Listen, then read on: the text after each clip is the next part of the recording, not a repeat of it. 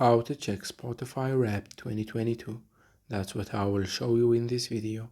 But before we begin, make sure to subscribe to the channel and ring the bell to get notified whenever a new video is uploaded. With that said, let's get started. Now, the first thing that you need to do is you need to make sure that the Spotify app is up to date. And once you do that, go ahead and open up the app. And for most of you, you will be able to see the Spotify Wrapped on the homepage. However, if you can't find it, you can easily click on the search icon at the bottom left, and you will be able to find it here in the categories. You can also search for it using the search bar at the top,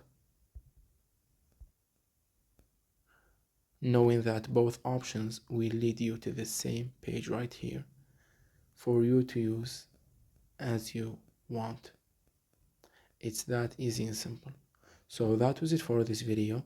That's how you can see Spotify Wrapped 2022.